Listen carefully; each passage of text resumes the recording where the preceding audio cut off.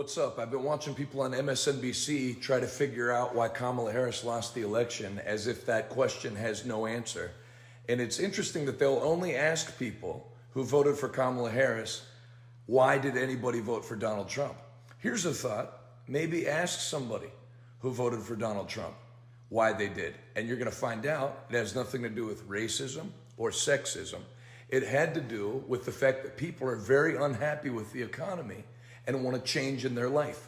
So when they ask Kamala Harris, what would you do differently than Joe Biden? And her answer is not a thing, that will lose you the election.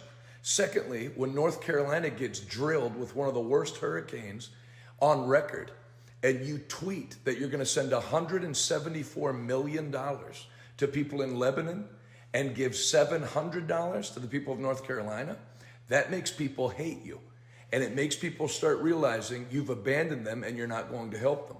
So if you want to keep blaming everything on racism and sexism, you're going to continue to lose every election because you refuse to understand the American people.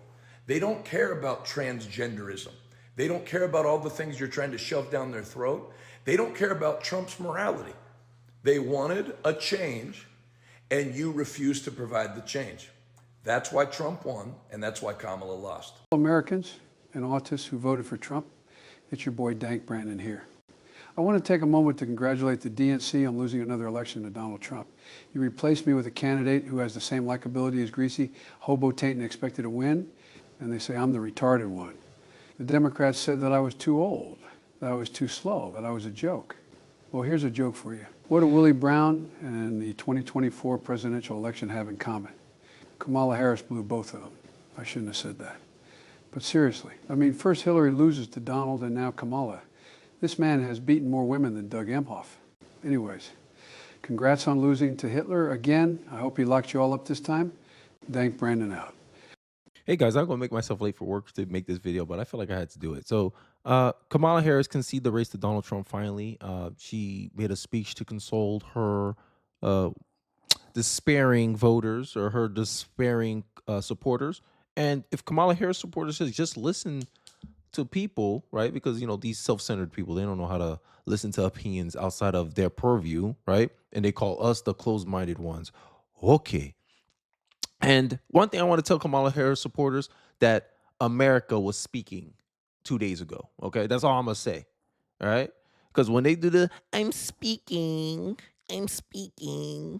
right, you're doing this annoying dribble, and I don't want to bore you with talk. You know, I'm just gonna give you some snippets, and then I'm gonna tell you how Joe Biden reacted. As you saw from the intro, it was AI, guys. It's AI. It was a joke, but I'm very interested to hear what Joe Biden actually thinks. And I think I have some clues to what he's actually thinking. So without further ado, let's react in real time to some of the clips from Kamala's concession speech. So let me say, my heart is full today. My heart is full today, full of gratitude for the trust you have placed in me, full of love for our country, and full of resolve. The outcome of this election is not what we wanted, not what we fought for, not what we voted for, but hear me when I say, the light of America's promise will always burn bright. So you're gonna stop fear-mongering about Donald Trump now? Like he wasn't for a president 4 years ago. So she took this opportunity. I think she took jabs at Trump, but this is not the whole point of the video. The whole point of the video is that a lot of Trump hasn't even been president a day yet, and things are already looking up. California voters decided to make crimes felons again over Gavin Newsom's objections. And this is the funny part. Gavin Newsom was complaining, bragging about the fact that, yeah, we have low crime rates. Yeah, because you're categorizing crime in a different, you're recategorizing crime. A crime happened and you're saying it's not a crime, therefore, and the statistics follow what you categorize, and legally, this is how y'all been fudging numbers all this time, right? But I want to get back to the point with the Joe Biden, right? Biden praises Kamala in post-election statement, says choosing her as vice president was the best decision he made.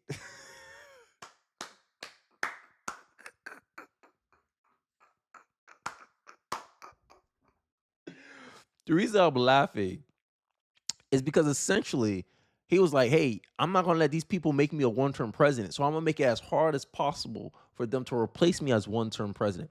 Remember the clip with Obama when he said, she's not as strong as me?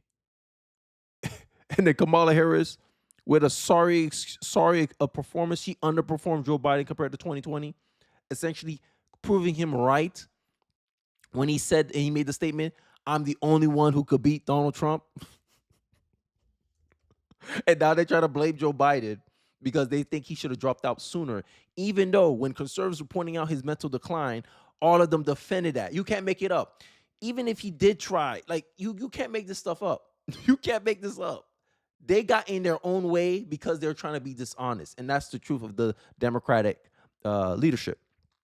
All right, so let's get into the article. Though he was sidelined during Kamala Harris' presidential campaign, President Joe Biden had nothing but praise for her in a statement Wednesday that followed the failed Democratic nominee's concession speech at Howard University.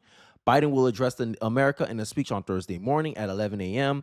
I'll be at work at that time, so I won't be able to cover it. Probably I'll give you the reaction in the next day. Biden released a statement praising his former running mate, saying she has been a tremendous partner and public service full of integrity. Oh my God, I hate this passive-aggressive stuff, bro. I commented on X that, yo, just drop the corporate speak, Biden. Tell us how you really feel, because I think that's what Americans really want to know. Off-the-record conversations. That's what we really want to know, Joe Biden. Under extraordinary circumstances, she stepped up and led a historic campaign that embodied what's possible when guided by a strong moral compass and a clear vision for a nation that is more free, more just, and full of more opportunities for all Americans, Biden said. She will continue to fight with purpose, determination, and joy. And she didn't have much joy up in that concession speech, right? And, and I know this is not, I don't mean to make this like a troll video, but for the most part, I think the second happiest person in America other than Donald Trump is Joe Biden, because he's been vindicated. Sure, y'all could try to blame him. Democrats are going to try to blame him and say he should have dropped out sooner. But no. Biden congrats Trump on win, invites him back to the White House to begin transition of power. Boy, in the office, he's probably looking back at Kamala like this. Shouldn't have done it. Shouldn't have not done it. Hey, man, it must have been, I honestly think it was Biden's best decision ever, right? He picked a candidate that wouldn't be able to beat him, right? Harris' campaign been saying to Democrats? Well, Sandra, they actually haven't told any of their own surrogates anything, including what to tell their donors or even how to understand what happened last night. We don't know what the vice president is going to say this afternoon, aside from conceding this election, because some sources are admitting to me right now the Democrat Party is soul searching. As one person put it, the Democratic Party has no leader right now, period, because they cast Joe Biden, the sitting president, aside, and the candidate that they installed lost really big. Not only was the party very far out of touch with the majority of the electorate on big issues like immigration and the economy, but their strategy of telling people not to believe their lying eyes just simply did not work. A few sources are beginning to acknowledge to me that the Democratic Party sort of living within this liberal media echo chamber confirmed internal biases that ended up giving a skewed perception of reality.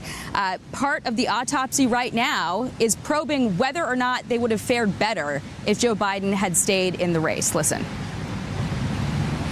I think it's hard to look back and talk about what could have or might have or should have been. President Biden has a very strong legislative record of bipartisan accomplishments, but we are going to have to sit down as a Democratic Party and look hard at why that didn't compel more folks to come out and vote for Democratic candidates, both in the Senate and in our presidential candidate, Vice President Harris.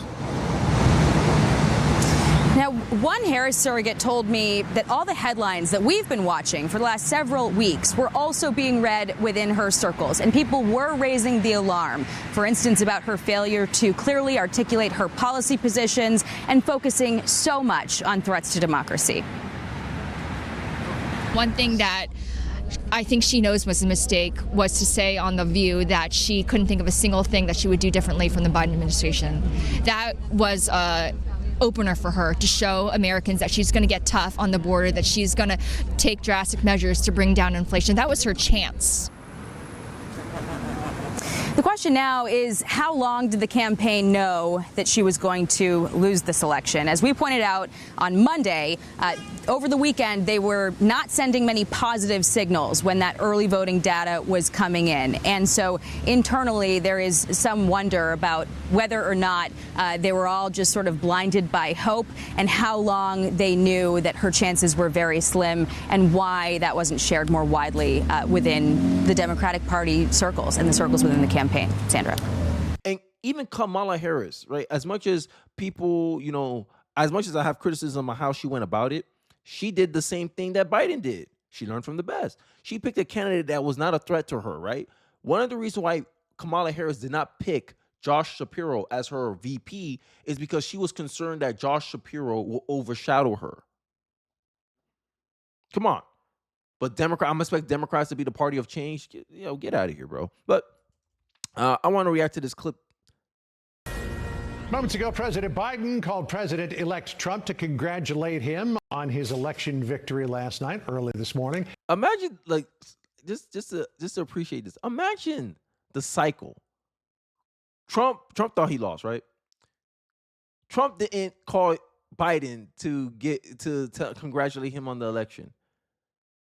Trump wins. Biden calls him. Man, you can't make this up. And I bet Biden was happy to make that call. This is assumptions on my part. But I bet you Biden was happy to make that call. And invite him to the White House for a transition meeting. Already. Which means that the transition this time around will be wholly different than it was during the Obama administration. That's what I'm holding out. Oh, imagine that. The Obama administration, they had to transition to Trump. Then Trump did not do it for Biden. Actually, he still did, but he wasn't he didn't call him directly. Trump's team handled that.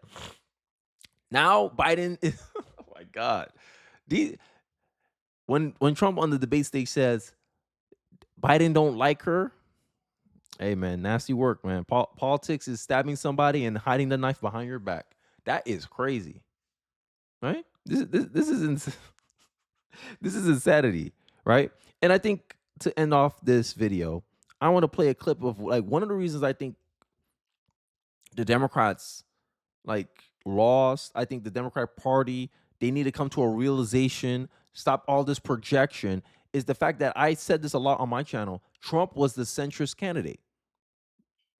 You can shrug your fingers all you want, liberal. Trump was the centrist candidate. And this kind of segment from Ben Shapiro highlights things that I've been thinking about a lot lately about the election as I review it in hindsight. On social policy, they went so far to the left that even if they come back to quote-unquote moderate left, nobody trusts them anymore because they blew it all. I mean, they wanted to trans kids in the classroom. They couldn't stick with gay rights. They went to transing kids in the classroom. Yeah. If they go back to gay rights, Trump's already there holding a flag, man. Yeah. He took same-sex marriage. I disagree with him. He took it out of the Republican platform. I mean, that just is what it is. He has occupied. This is the part that's hilarious. I did say the whole election cycle. Donald Trump occupied the positional center of this race. Yes. He forced them to the left.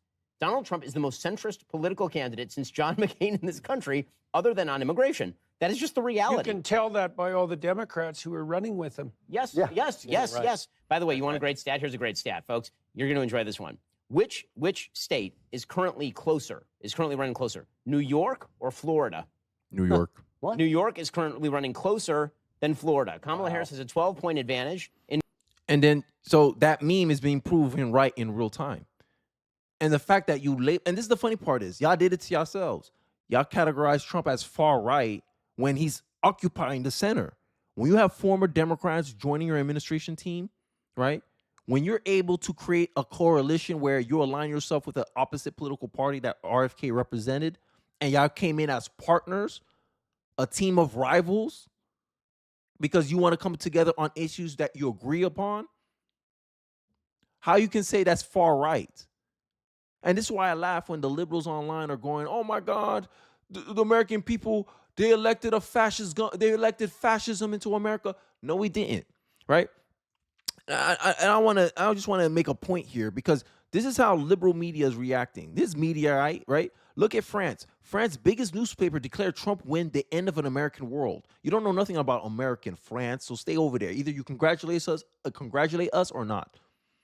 Right? Look at all the news. New York Democrats nukes his own party after Harris' defeat. Trump has no greater friend than the far left. Yes, the most liberal senators, to me, Kamala Harris is the most progressive senator in U.S. history, but whatever, right?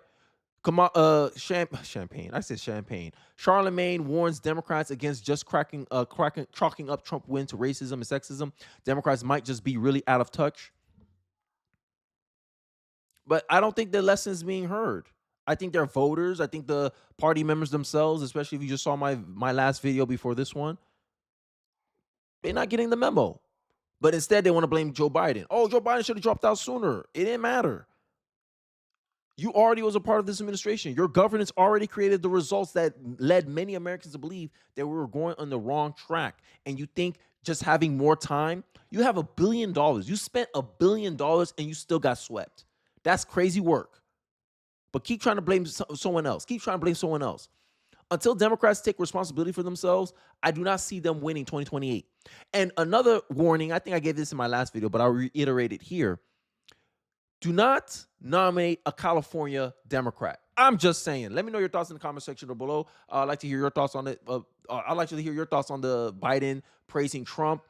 And what hitting meaning do you assume from that praise of Trump and of Harris? I'd like to hear your thoughts in the comment section below. Don't forget to like, comment, subscribe. I appreciate you guys watching the end of the video. And I'll catch you guys on the next one. Peace.